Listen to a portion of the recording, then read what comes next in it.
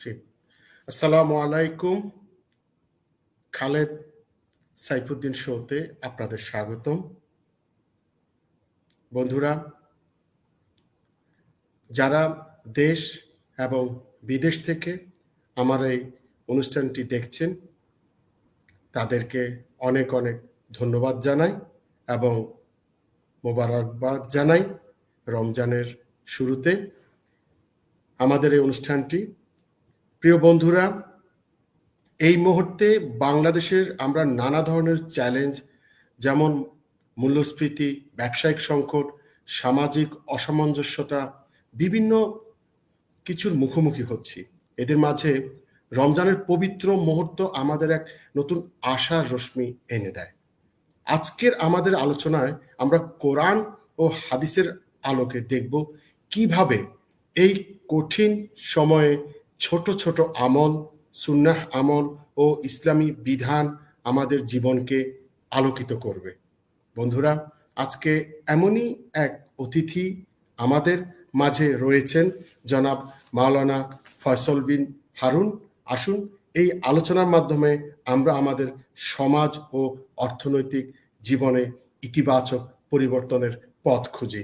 বন্ধুরা, ফয়সল বিন হারুন তিনি শিক্ষক, মার্কাজুল সুন্নাহ ইসলামিয়া এবং তার শিক্ষাগত যোগ্যতা হিফজুল কোরআনে, দাওয়ায়ে হাদিস, কামিল ফিল হাদিস, অনার্স, মাস্টার্স, ইসলামের ইতিহাস, সংস্কৃতি বিভাগ, চট্টগ্রাম কলেজ, চট্টগ্রাম।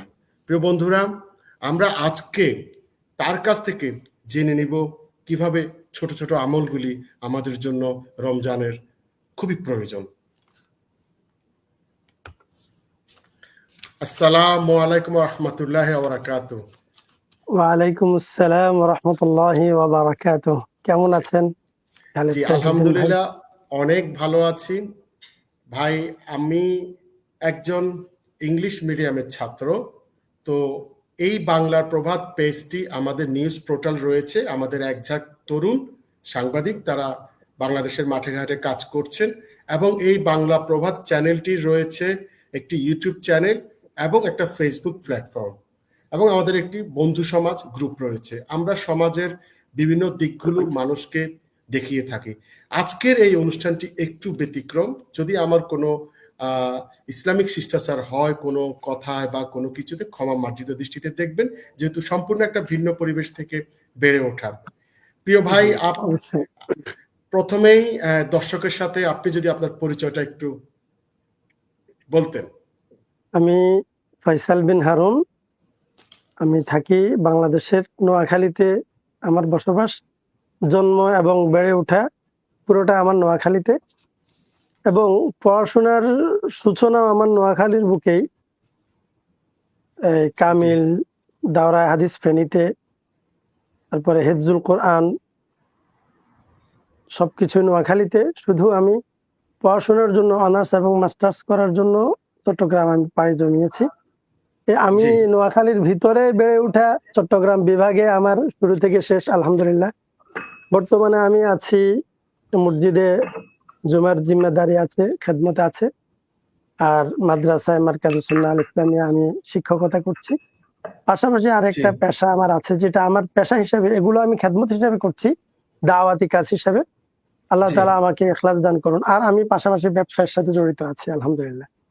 জি, অনেক অনেক ধন্যবাদ প্রিয় ভাই। আমরা আর কথা বাড়াবো না। আমাদের যে মূল সময়গুলো, আমরা আজকের এটা এসেছি ব্যক্তিগত একটি চাওয়া থেকে। প্রিয় হুজুর, আমাদের সমাজে বিভিন্ন প্রচলিত হুজুর রয়েছেন, মুফতি রয়েছেন, বড় বড় আলেম রয়েছেন।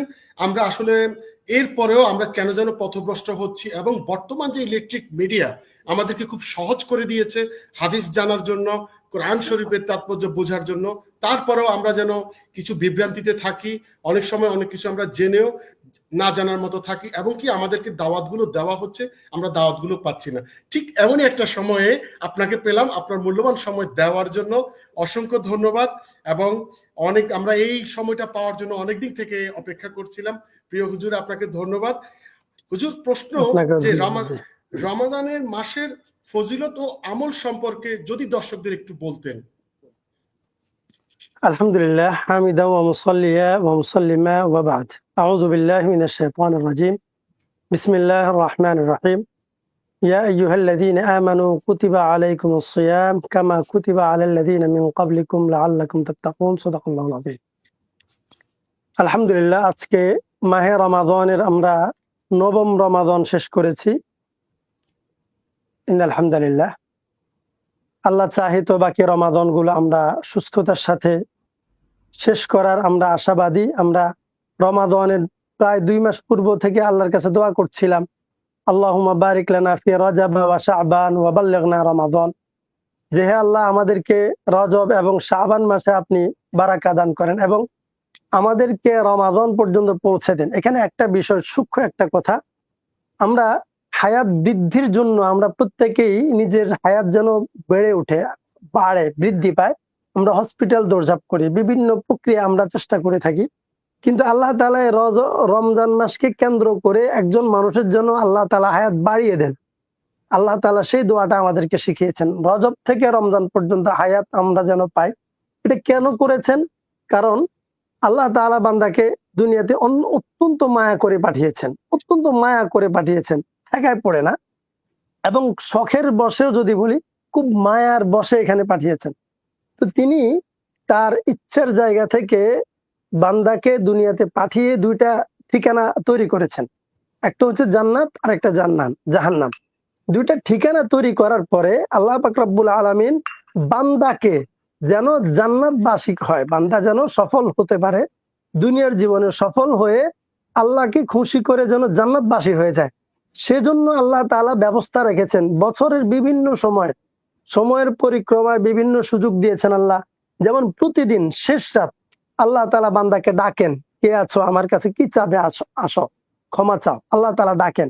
তো যারা প্রতিদিন শেষ রাতে আল্লাহর কাছে চাইতে ব্যর্থ হয়, আবার আল্লাহ তাআলা সপ্তাহের জুমআর রাত বান্দার জন্য রেখেছেন। অন্তত জুমআর রাত যদি বান্দা কাজে লাগায়, তাহলে পেছনের 1 সপ্তাহের গুনাহ আল্লাহ মাফ করে দিবেন, তাকে সুযোগ দিবেন। আবার দৈনন্দিন জীবনে বান্দা অজু করার ক্ষেত্রে আল্লাহ তাআলা সুযোগ দিয়েছেন। অজু যদি 5 বার করে, হাদিস শরীফের মধ্যে আছে, মিশকাতুল মাসাবিহের মধ্যে উদাহরণ দিয়েছেন নবী করিম সাল্লাল্লাহু আলাইহি ওয়াসাল্লাম। ঠিক এভাবে আমি সংক্ষিপ্ত করার চেষ্টা করছি ইনশাআল্লাহ তাআলা বিষয়টা বোঝানোর জন্য, যে যদি কারো ঘরের পাশে একটা পুকুর থাকে, নবী করিম সাল্লাল্লাহু আলাইহি ওয়াসাল্লাম উদাহরণ দিচ্ছেন, যদি কারো ঘরের পাশে একটা কূপ থাকে বা পানির ফোয়ারা থাকে, আর সে দৈনিক 5 বার সেখানে যদি গোসল করে, তাহলে তার দেহে ময়লা থাকার সম্ভাবনা নেই। ঠিক একই ভাবে কোন একজন বান্দা তার জীবনে কাজের গতিতে, কাজের জায়গায়, তার দেহে, তার অন্তরে, তার অঙ্গ প্রত্যঙ্গে গুনাহের ময়লা লেগে যায়, তো সে যদি দৈনিক 5 বার ওযু করে, ইতমিনানের সাথে, খুশুর সাথে নামাজ পড়ে, তাহলে তার দিল থেকে, তার অন্তর থেকে, আমলনামা থেকে সকল পাপ মুছে যায়। এজন্য বলা হয়েছে যে যখন কেউ ওযু করে আন্তরিকতার সাথে, যখন যে অঙ্গ ধোয়, ওই অঙ্গের সাথে গুনাহটাও শুকনা পাতার মতো ঝরে যায়। সুবহানাল্লাহ। এরপরেও যে ব্যক্তি এত সিস্টেমের পরেও একজন মানুষ যখন ফেল করে, তখন আল্লাহ সবে বরাত দেন, বিভিন্ন সুযোগ দেন, তাও বান্দা পায় না। এরপরে আল্লাহ তাআলা রাসূল সাল্লাল্লাহু আলাইহি সাল্লামকে দিয়ে যেন ঘোষণা করলেন, শাবানু শাহরি ওয়া রমাদান শাহরুল্লাহ, যে শাবান মাস দিয়েছি রাসূলের সাথে সম্পৃক্ত করে, শাবান মাসে রাসূলের অনুসরণ করে বান্দা তাকে প্রস্তুত করবে রোজার জন্য, রমাদানের জন্য। এবং রমাদানকে আল্লাহ তাআলা নিজের সাথে সম্পৃক্ত করেছেন। সুবহানাল্লাহ। তিনি বলেন, ওয়া রমাদান শাহরুল্লাহ, রমাদান আমার মাস, আল্লাহর সম্পৃক্ত করেছেন। এবং এই সম্পৃক্ত করে আল্লাহ তাআলা এই রমাদানের মধ্যে আবার 2টা বিষয় রেখেছেন স্পেশালি। এক হচ্ছে যে পুরা রমাদান সে রোজা রাখবে, আবার এই 1 মাসকে 3 ভাগ করেছেন। আউয়ালুহু রাহমাহ, প্রথম অংশকে রহমত দ্বারা তিনি বেষ্টন করিয়েছেন। দ্বিতীয় অংশকে আওসাতুহু মাগফিরাহ, দ্বিতীয় অংশকে তিনি ক্ষমার বিষয় দিয়ে, অবারিত ক্ষমা দিয়ে তিনি বেষ্টন করেছেন। তৃতীয় অংশে আল্লাহ পাক রব্বুল আলামিন ওয়া আখিরুহু ইতকুম মিনান নার, মানে জাহান্নাম থেকে মুক্তির ঘোষণাপত্র রেখেছেন, ব্যবস্থা রেখেছেন শেষ অংশে। এই ব্যবস্থা রেখে আল্লাহ তাআলা কি করেছেন, শেষ অংশে শবে কদর রেখেছেন। এবং এই রমাদানে আল্লাহ তাআলা বলেন, আমি রমাদান দিয়েছি লাআল্লাকুম তাত্তাকুন, বান্দা যেন মুত্তাকি হতে পারে। মুত্তাকি কি? আল্লাহ তাআলা বলে, ইন্না আক্রামাকুম ইনদাল্লাহি আতকাকুম। যে মুত্তাকি সে আল্লাহর কাছে, মানে জি, যে আল্লাহর যত মুত্তাকি হতে পারে আল্লাহর তত কাছে যেতে পারে। তত এরপরে শেষ নিকটবর্তী। আয়াতটা জি, বলছে, জি জি জি, জি, আল্লাহ তাআলা সূরাতুল বাকারার 185 নম্বর আয়াতে বলেছেন, শাহরু রমাদান আল্লাযী উনজিলা ফীহিল কুরআন হুদাল লিন-নাস। আমি ঠিক শুরুতে যে কথা বলেছি, বান্দাকে আল্লাহ সৃষ্টি করে তার জন্য জান্নাতের একটা ঠিকানা রেখেছেন। আল্লাহ তাআলা বলছেন, এই রমাদানে পুরো 11 মাস যে বান্দা ব্যর্থ হয়েছে আল্লাহকে সন্তুষ্ট করার ক্ষেত্রে, দুনিয়ার মোহে পড়ে গেছে বা ব্যস্ততার কারণে আল্লাহকে সন্তুষ্ট করতে পারেনি, আল্লাহ রমজানে কোরআন দিয়েছেন। কেন দিয়েছেন? হুদাল লিন-নাস। হুদান শব্দটা বলা হয় কেউ যদি সাথে করে কাউকে গন্তব্যে পৌঁছে দেয়। ধরুন আমি আহ, কোথাও এক জায়গায় যাব, তো আমি কাউকে জিজ্ঞেস করলাম আমি কিভাবে যাব, তিনি আমাকে বলে দিলেন ভাই আপনি সামনে স্টেশনে গিয়ে গাড়িতে উঠবেন, এরপর অমুক জায়গায় নামবেন, তারপরে আরেকজনে বললো যে ভাই আমিও ওখানে যাব, আপনাকে আমি সাথে করে নিয়ে যাব। দুইটার মধ্যে কিন্তু আকাশ পাতার ব্যবধান আছে। তো আল্লাহ তাআলা বলেন রমাদান দিয়েছি বান্দাকে গাইড করে জান্নাতে পৌঁছে দেওয়ার জন্য। সুবহানাল্লাহ। এই সুবহান। রমাদান, এই জন্য রমাদানের ফজিলত এতটুকু, আরো বড় ফজিলত আছে। আল্লাহ পাক সুবহানাহু ওয়া তাআলা বলেন যে কুল্লু আমাল ইবনি আদম ইল্লা সিয়াম ফাইন্নাহু লি ওয়া আনা আজজি বি। বান্দা তার জীবনের প্রত্যেক কাজ করে নিজের জন্য, শুধুমাত্র রোজাটা আমার জন্য করে। সুবহানাল্লাহ। আল্লাহ সুবহান। তাআলা, অর্থাৎ দুনিয়ার একজন মানুষ যখন নামাজ পড়ে, নামাজটাও বান্দা লোক দেখানো পড়তে পারে যে আরেকজন দেখবে, নামাজের অস্তিত্ব আছে, একটা কাঠামো আছে। রোজার কিন্তু কোনো কাঠামো নাই, অস্তিত্ব নাই, শরীর নাই, অশরীরী একটা আমল হচ্ছে রোজা। নামাজ জি, একটা শরীরী আমল, যে রুকু জি, আছে, সাজদা আছে, দাঁড়ানো আছে, হাত বাঁধা আছে, এক একটা সিস্টেম আছে, দেখা জি, যায়। কিন্তু রোজা, কেউ যদি ঘরের ভিতরে খানা খেয়ে বাইরে এসে বলে আমি রোজাদার, কেউ বুঝতে পারবে না। কেউ যদি পানির ভিতরে ডুব দিয়ে উঠে বলে যে আমি রোজাদার, এক ঢোক পানি খেয়ে, কেউ বুঝতে পারবে না। কেউ একসাথে বসে গড়গড়া করছে, কুলি করছে, একদম খেয়ে ফেলছে, কেউ বুঝতে পারবে না। আল্লাহ তাআলা বলে বান্দা শুধুমাত্র তার জীবনের আমল একটা, যেটা রোজা, সেটা আমার জন্য করে, এই জন্য জি, এইটার বিনিময়ে আমি তাকে দিব। সুবহানাল্লাহ। জি, এবং কি দিবেন সুবহান। অন্য রায়াতে আরো সুন্দর করে বলছেন, ওয়া আনা উজজা বি। একবার তো বলেছেন আজজি, আমি তাকে বিনিময় দিব, এরপরে বলছেন উজজা, আমি এর বিনিময়ে আর কি হইতে পারে, আমি নিজেই তার বিনিময় হয়ে গেলাম। সুবহানাল্লাহ। এখন সুবহানাল্লাহ। একজন মানুষ যদি ইমাজিন করে যে সে একটা কাজ করছে আর এটার বিনিময়ে সে আল্লাহকে সরাসরি পেয়ে গেল, কোনো বস্তু না, জান্নাত না, সরাসরি জান্নাতের মালিককে পেয়ে গেল, তাহলে জি, তার পাওয়ার পরিমাণটা কতটুকু। জি, সুবহানাল্লাহ। এটা হচ্ছে যে সুবহানাল্লাহ। আমি সংক্ষিপ্ত ভাবে, এরপরে যদি আরো কিছু, যদি সময় আমরা অনুমতি দেয় জানি, তাহলে আরো কিছু বলার আমরা সুযোগ থাকবে জানি ইনশাআল্লাহ প্রিয় তাআলা। শায়েখ, প্রিয় শায়েখ আপনাকে অসংখ্য ধন্যবাদ। আমরা জানি যে এর তাৎপর্য দিনব্যাপী, দিনব্যাপী করলেও এর কোনো সমাপ্তি নেই। আপনি শুধু আমাদেরকে মূল পয়েন্টটা বলেছেন এবং জি আপনাকে জি জি। ধন্যবাদ যে আপনি আজকে দর্শকদের তুলে ধরেছেন যে রমজানের প্রয়োজনটা কেন ছিল, কেনই বা আসলো। আমাদের এত কিছু আসার জন্য আমাদের শবে বরাত ছিল, শবে কোরআন ছিল, জি যে আমাদের মহান সৃষ্টিকর্তা আমাদের জন্য রমজানটা কেন বাধ্যবাধকতামূলক করেছিলেন। আমি জি।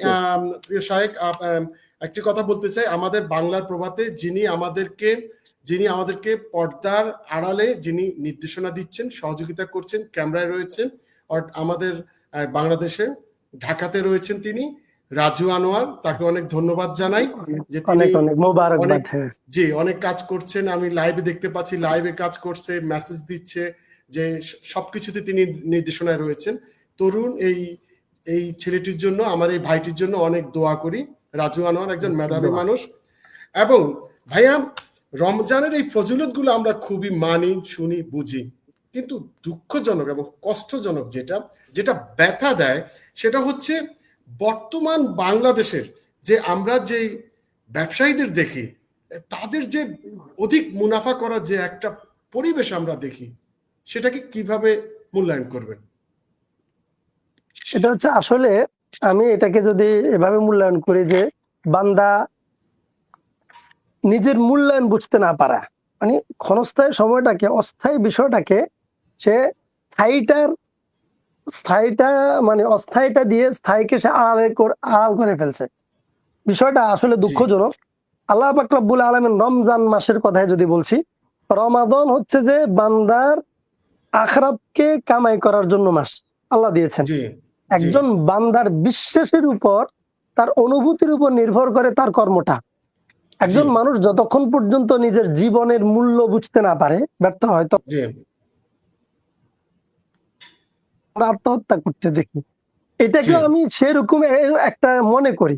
দুনিয়ার জি জীবনে কেউ একজন আত্মহত্যা করে, আর কেউ একজন যদি দুনিয়াতে সুযোগ পেয়েও সে অধিক মুনাফা বা পাওয়ার লোভ, এই লোভটা তার ভিতরে আছে, মানে সে লাভ লস বুঝার যোগ্যতা পেয়েছে আল্লাহর পক্ষ থেকে। জি জি এখন সে কোন দিকে যাবে এটা দেখার জন্য আমি দেখবো যে সে আল্লাহতে কতটুকু বিশ্বাসী। জি রসুল করিম সাল্লাল্লাহু আলাইহি ওয়াসাল্লাম যে কথাটা বলেছেন, জি দুনিয়ার মানুষ, দুনিয়ার লোভ মানুষদেরকে যে কোনো কিছু করতে বাধ্য করে। এবং হাদিসের মধ্যে আছে কিয়ামতের আগের একটা বৈশিষ্ট্য, যে মানুষের মধ্যে দুইটা জিনিস, এক হচ্ছে দুনিয়ার লোভ এবং লম্বা হায়াত, দুনিয়ার মানে বেঁচে থাকার লালসা। এই দুইটা জিনিস মানুষকে সত্য থেকে অনেক পিছিয়ে দিবে। জি ভাই, এখন একটু আমি যোগ মনে করি করতে যে চাই যে ব্যবসায়িক যে দুরবস্থা, এই জি দুরবস্থার মধ্যে তারা ইসলামিক নিয়ম মেনে হালাল উপার্জনের পথ কিভাবে খুঁজে বের করবে? জি আউযু বিল্লাহি মিনাশ শাইতানির রাজিম। আল্লাহ পাক রব্বুল আলামিন নিজে কোরআনের মধ্যে বলেছেন, আহাল্লাল্লাহুল বাইআ ওয়া হারামার রিবা, যে আল্লাহ তাআলা দুনিয়ার জীবনে বান্দার অর্থনৈতিক উপার্জনের জন্য, তার জি দুনিয়ার জীবিকা নির্বাহের জন্য তিনি ব্যবসায়ের ব্যবস্থা রেখেছেন এবং বলেছেন ব্যবসাকে তিনি হালাল করেছেন, বৈধ করেছেন। আরো জি মজার কথা যেটা, তিনি রাসূলুল্লাহ সাল্লাল্লাহু আলাইহি সাল্লামের মাধ্যমে বলেছেন, রাসূল বলেছেন ব্যবসায়ের ফজিলত বর্ণনা করতে গিয়ে একজন ব্যবসায়ী যদি দুইটা বৈশিষ্ট্যের অধিকারী হয়, আত্তাজিরুস সাদুকুল আমিন, যে একজন ব্যবসায়ী যদি সত্যবাদী হয় এবং সে আমানতদার হয়, অর্থাৎ সে জি মিথ্যা বলবে না, মাপে কম দিবে না এবং ভালো বলে খারাপটা দিবে না, এবং মানুষের স্বাস্থ্যসম্মত জিনিস দিবে, অস্বাস্থ্যকর জিনিস দিবে না। যদি সে জি আমানতদার হয় এবং সত্যবাদী হয়, এই ব্যবসায়ীর হাসর হবে নবীদের সাথে, সুবহানাল্লাহ, মান সুবহানাল্লাহ। নাবিয়িন। একজন জি ব্যবসায়ী এটা জানে, মানে আমি যে শুরুতে বললাম সে নিজের পরিচয়, আত্মপরিচয় জানে না। সে একজন ব্যবসায়ী, তার পরিচয় কি? তার পরিচয় আল্লাহ তাআলা তার ঠিকানা কার সাথে রেখেছেন সে জানে না। জি দুর্ভাগা সেই ব্যবসায়ী। যে জি আত্তাজিরুস সাদুকুল আমিন মান নাবিয়িন, যদি একজন ব্যবসায়ী দুইটা বৈশিষ্ট্য অর্জন করে, তাহলে তার হাসর হবে নবীদের সাথে প্রথম। জি দুই নাম্বার ওয়াসিদ্দিকিন, সাহাবায়ে কেরামদের সাথে, জি সত্যবাদীদের সাথে, ওয়াসশুহাদা, শহীদদের সাথে। আমি যদি এই তিনজনের কথাও বলি, আপনি খেয়াল করলে দেখবেন যে পৃথিবীতে যত শ্রেণীর মানুষ আসছে, এই তিন শ্রেণীর মানুষকে আমরা এক বাক্যে বলতে পারি এরা বিনা হিসেবে জান্নাত। এই তিন শ্রেণীর মানুষ, নবীগণ বিনা হিসেবে জান্নাতে যাবে, সাহাবায়ে কেরামগণ বিনা হিসেবে জান্নাতে যাবে, শুহাদায়ে কেরামগণ বিনা হিসেবে জান্নাতে যাবে, ওয়াস-সালিহিন, এবং সালেহ ব্যক্তিরা বিনা হিসেবে জান্নাতে যাবে। তাহলে আল্লাহ তাআলা বলছেন সত্যবাদী আমানতদার ব্যবসায়ী সে এই চার শ্রেণীর সাথে জান্নাতে যাবে, অর্থাৎ এই চারের সাথে পঞ্চম যে ব্যক্তি বিনা হিসাবে জান্নাতে যাবে সে হচ্ছে ব্যবসায়ীরা। সুবহানাল্লাহ। জি এই যাক কথার ব্যবসায়ী ফিল করতে হবে। তো জি সে যদি এইটা বুঝে তাহলে সে ব্যবসায়ী হবে। এখানে একটা পয়েন্ট আমি শুধু আপনাকে শুধু বলি। জি ভাইয়া। জি জি সেটা হচ্ছে যে ব্যবসার সাথে এখন সুদকে গুলিয়ে ফেলছে। জি এটা কিন্তু আল্লাহ আগেও বলে দিয়েছেন, ব্যবসার সাথে সুদকে, অনেকে বলে যে এটা ছাড়া কিভাবে ব্যবসা করব, অনেকে আমাদের সাথেও বলে সম্ভব না, জি পসিবল না। আমি বলি যে আসলে যেটার ভিতরে সুদ ঢুকে সেটা ব্যবসা না, আর যেটা ব্যবসা সেটা সুদ না, এটা আল্লাহ বলে দিয়েছেন, আল্লাযীনা ভাইয়া। ইয়াকুলুনা রিবা। জি জি প্রিয় হুজুর, এখানেও প্রবাসেও আমরা দেখতে পাই যে মানুষ ব্যবসার সাথে সুদটাকে অ্যাড করে গুলিয়ে ফেলেছে, ফেলছে। গুলিয়ে ফেলেছে। আপনার কথায় একদম বাস্তবতা ফুটে আসলো, বাংলাদেশের প্রেক্ষাপট এবং বাইরের প্রেক্ষাপট। আমার সৌভাগ্য হয়েছিল, আমি ইউকেতে যাই, আমি আচ্ছা আচ্ছা, আয়ারল্যান্ডে মাশাআল্লাহ যাই, মাশাআল্লাহ আয়ারল্যান্ডে যাই, আমি ফ্রান্সেও আমার বেড়ানো হয়েছিল এবং আমি ইটালিতেও রয়েছি। মাশাআল্লাহ। হ্যাঁ তো সেভাবে আমি দেখতে পেলাম যে ভাইয়া ব্যবসায়ীদের এই যে ব্যবসার সাথে সুদকে গুলিয়ে ফেলা এবং ব্যবসাকে এক করে ফেলা, এদের কঠিন শাস্তি কি হবে?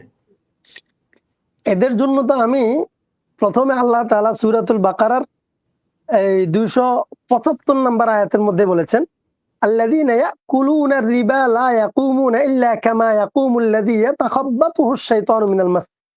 যে যারা সুদ খায়, যারা সুদ খায় তারা হাসরের মাঠে এমন ভাবে উঠবে, শয়তান অর্থাৎ জিন আছর করলে একজন মানুষ যেরকম করে ওরকম পাগলের মতো উঠবে তারা।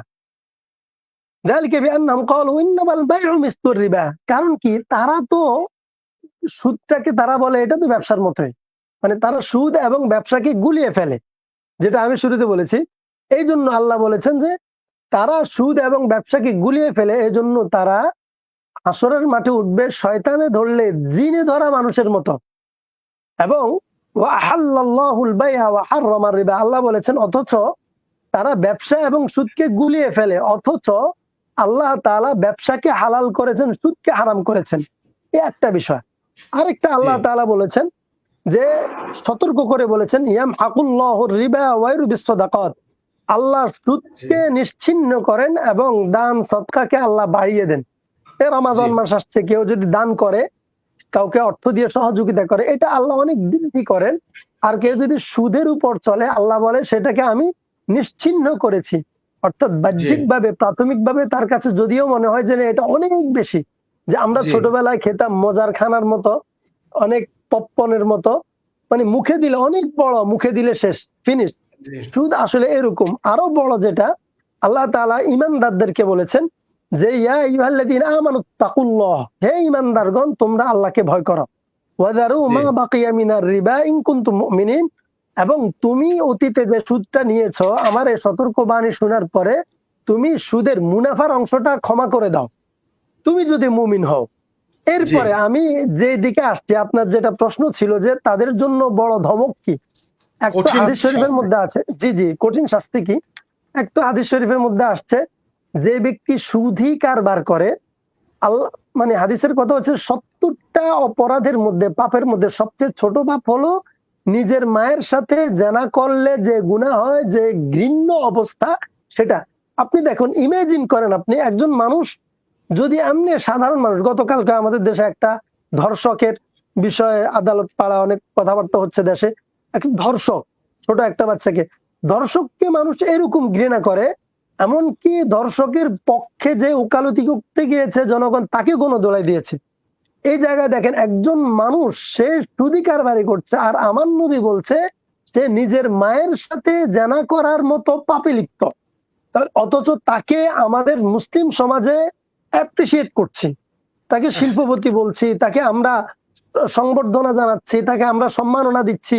তাহলে আমরা যারা ঘুষ খাই না, কিন্তু এই সুদী ব্যক্তিকে, ঘুষের ব্যক্তিকে সম্মান দিচ্ছি, মসজিদের সভাপতি বানাচ্ছি, মাদ্রাসার সভাপতি বানাচ্ছি, মাহফিলের সভাপতি বানাচ্ছি, এখন ইফতার মাহফিলের প্রধান মেহমান বানাচ্ছি, হয়তো সে রোজাও রাখে নাই, অ্যাক্টিং করছে রোজার হয়তোবা, এই মানে এই বিষয়টা, অথচ তাকে আমরা ঘৃণা করছি না। তার মানে আমার অবস্থা কোথায়, আমার মানে আমি নিজে, আমার রসুল যে কথাটা বলেছেন সেই কথাটা কতটুকু নিজের ভিতরে ধারণ করছি। এরপরে আমার কাছে যেটা সবচেয়ে বড় ধমক মনে হয়, আল্লাহ তাআলা বলেছেন ফাইল্লাম তাফআলু, এটা হচ্ছে সূরাতুল বাকারার 279 নম্বর আয়াত। আল্লাহ বলছেন ফাইল্লাম তাফআলু ফাযানু বিহারবিম মিনাল্লাহি ওয়া রাসূলিহি, যে ব্যক্তি সুদ ছাড়বে না, সুদী কারবারি ছাড়বে না, সে আল্লাহ এবং রাসূলের পক্ষ থেকে যুদ্ধের ঘোষণা জেনে নি। নাউজুবিল্লাহ, আল্লাহ তাআলা আমাদেরকে হেফাজত। মানে আপনি চিন্তা করেন, সুদ কেন খায় সে অর্থনৈতিকভাবে স্বাবলম্বী হওয়ার জন্য।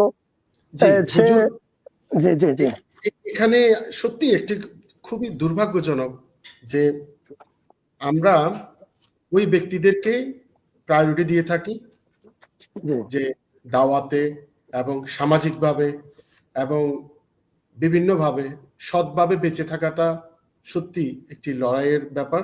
আর সুদের যে কথাটি বলেছেন তার শাস্তিও আমরা জানি, যেভাবে আপনি বলেছেন, আমরা যারা জানি তারা মানছি না, এবং যারা জানাচ্ছেন তারা পালন করছি না। ছোট্ট একটু এই উত্তরটা একটু যদি দেন।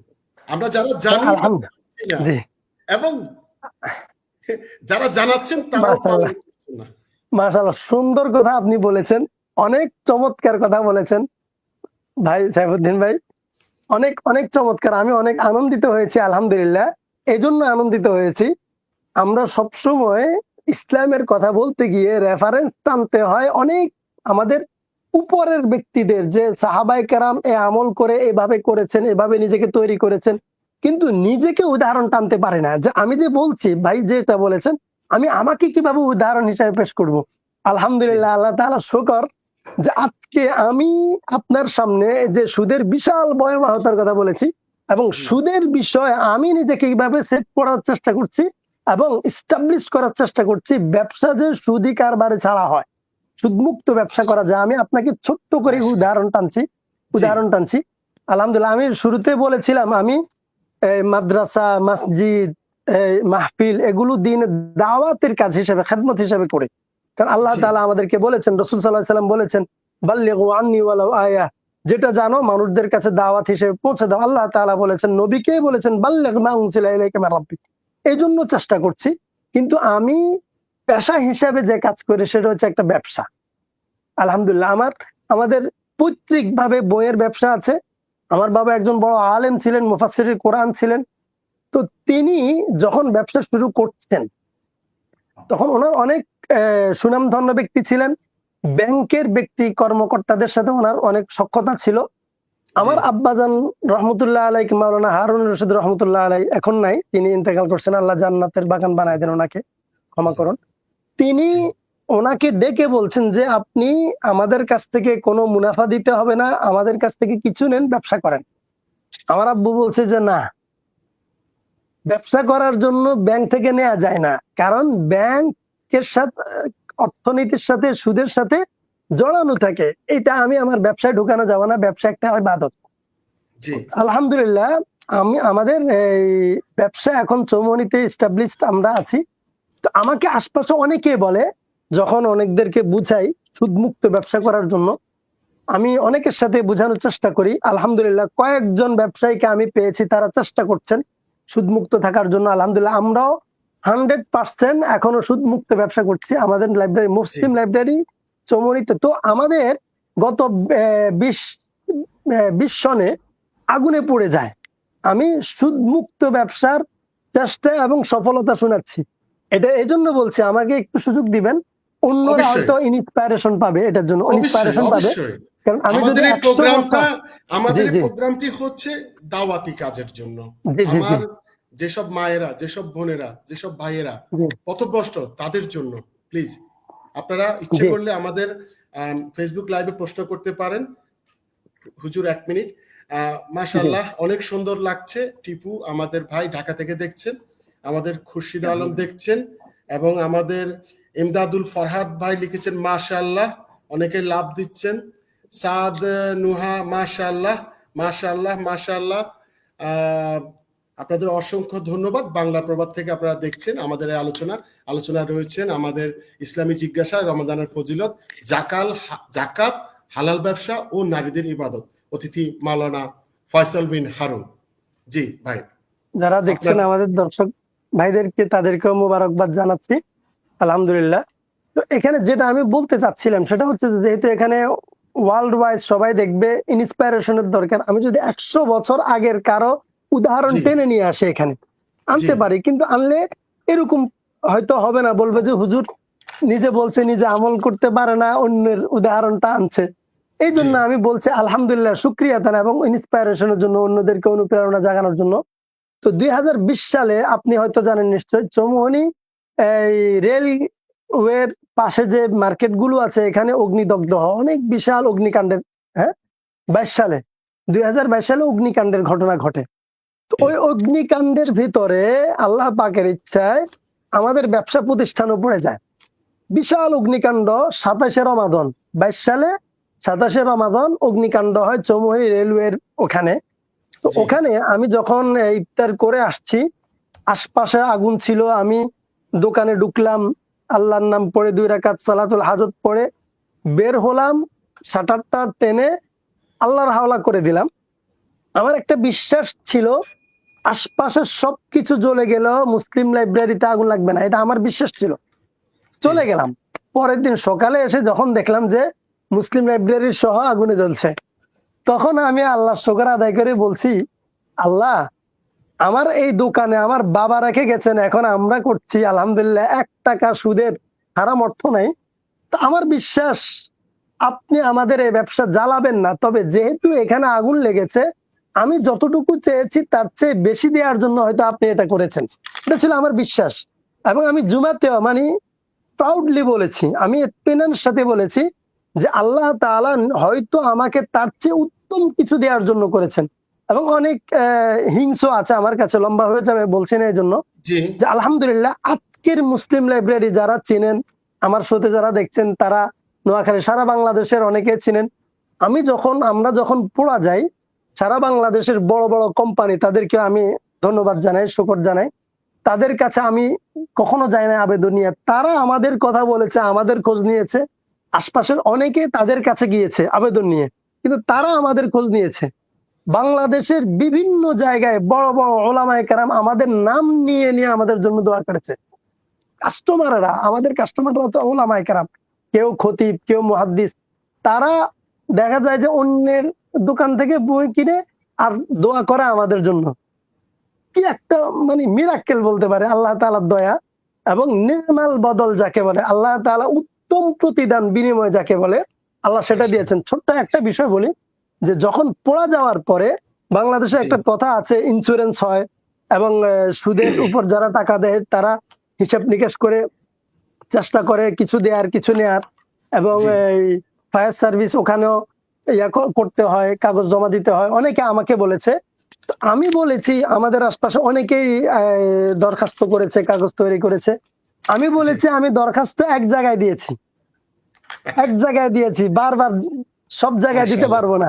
মাশাআল্লাহ আলহামদুলিল্লাহ তুম্মা আলহামদুলিল্লাহ, এক জায়গার দরখাস্ত যেটা হয়েছে, শুধু একটা বাক্যে বলি, সেটা হচ্ছে যে আমরা যখন বিজনেস করছি, বড় মসজিদ মার্কেটে অস্থায়ীভাবে কিছুদিনের জন্য বিজনেস করছি, তো পরিচিত জন অনেকজনে বলতো যে আশপাশের দোকানদারদেরকে দেখলে বোঝা যায় যে তারা অগ্নিদগ্ধ হয়ে এখানে এসেছে, কিন্তু মুসলিম লাইব্রেরির দিকে তাকালে বোঝা যায় না এরা অগ্নিকাণ্ডে বিপদগ্রস্ত হয়ে, ক্ষতিগ্রস্ত হয়ে এখানে এসেছে। এটা কেন মাশাআল্লাহ হয়েছে? সম্পূর্ণ আল্লাহ পাক রব্বুল আলামিনের দান। আমি আমার ভাইদের মাশাআল্লাহ কাছে যারা ব্যবসা করছেন তাদের কাছে আমি একটা চ্যালেঞ্জ দিচ্ছি আত্মবিশ্বাসের সাথে, আপনারা জি ব্যাংক লোন, সুদের অর্থ মুক্ত, আপনি হালাল অর্থ অল্প দিয়ে আপনি ব্যবসা করেন, শুধুমাত্র আল্লাহর উপর ভরসা করে করেন। দেখবেন আল্লাহ আপনাকে কিভাবে সাহায্য করে ইনশাআল্লাহ তাআলা। মাশাআল্লাহ সুযোগ পেলে মাশাআল্লাহ কিভাবে অর্থনৈতিক উন্নতি করা যায়, ব্যবসায় সময় মানুষ কিভাবে আগানো যায়, এই ইনশাআল্লাহ এই বিষয়গুলোতে কিছু উদাহরণ টেনে কিছু জি বলবো সুযোগ পেলে ইনশাআল্লাহ জি তাআলা। জি, ইনশাআল্লাহ আপনার সাথে আমাদের যে পরিচয়, আমরা চাইবো বাংলা প্রভাতে আপনাকে বারবার। প্রিয় শায়েক, আপনার কাছে চলে আমিন, যাই। আল্লাহুম্মা আমিন। এখানে মানুষ অনেক কিছু বুঝতে পারে না। মানুষ তার নগদ টাকাকে মূল্যায়ন করছে। আসলে সুস্থতা যে আল্লাহর কত বড় নেয়ামত, সেটা ওই ব্যক্তির ধারণা নেই। অনেকেই কোটি টাকা ইনকাম করছেন, আবার বাইপাস করানোর জন্য কোটি টাকা হসপিটালে দিচ্ছেন, সিঙ্গাপুর যাচ্ছেন, এখানে যাচ্ছেন, সেখানে যাচ্ছেন। আসলে মানুষ বুঝে না। আল্লাহ সবাইকে সহিহ বুঝ দান করুক। আহ, আমিন। এই কামনা ছোট্ট করি। একটা কথা এখানে বলি জি খালিদ ভাই, জি যে অর্থের বিষয় যেহেতু আসছে, আসলে অনেক টাকা কামাই করাতে নিষেধ নেই। একটা কথা বুঝতে হবে, জি অর্থ সম্পদ কতটুকু আমার। জি কিতাবের মধ্যে আছে, যেটা আমি নিজে ভোগ করেছি সেটা আমার, জি যেটা ব্যবহার করেছি সেটা আমার, জি যেটা আল্লাহর রাস্তায় দান করেছি, অর্থাৎ যেটার বিনিময়ে আমি আখিরাতে পাবো বলে আশা করা যায় সেটা আমার। এই জি 3 অপশনের বাইরে কোনোটা আমার না।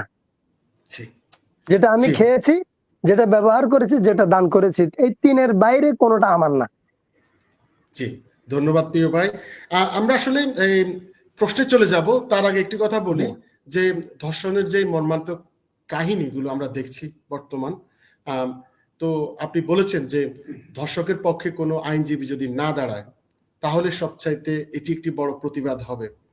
আসলে এত ওয়াজ মাহফিল, এত কোরআনের তাসফির, এবং কি পাড়ায় পাড়ায়, মহল্লায় মহল্লায় মসজিদ, এবং কি মাদ্রাসা, আমরা কেন এই ধরনের নেক্কারজনক কাজ থেকে এখনো মানুষকে ফেরাতে পারছি না?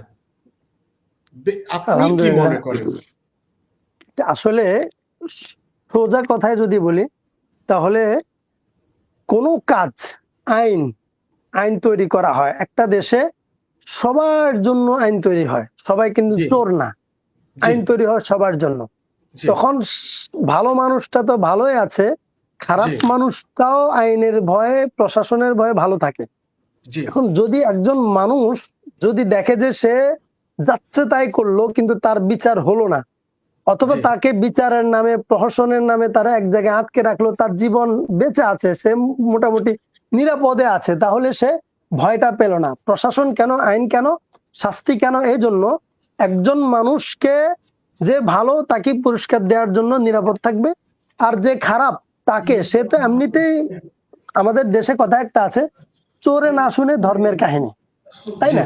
তো যে খারাপ তাকে নিয়ন্ত্রণে রাখার জন্য প্রশাসন। এখন নিয়ন্ত্রণ হবে কিভাবে? আল্লাহ পাক রব্বুল আলামিন এই ধর্ষণের একটা শাস্তির বিধান রেখেছেন, জি শাস্তির বিধান রেখেছেন। তো যে যেই ব্যক্তি, যদি কোনো বিবাহিত মানুষ সে ধর্ষণ করে, বিবাহিত ব্যক্তি, তাহলে তাকে রজম করে হত্যা করা হবে, মৃত্যুদণ্ড, ডাইরেক্ট, মানে প্রকাশ্যে তাকে হত্যা করা, পাথরের আঘাতে রক্তাক্ত করে তাকে হত্যা করা। এখন মানুষ বলবে এখানে যে এটা কত অমানবিক, বলবে না?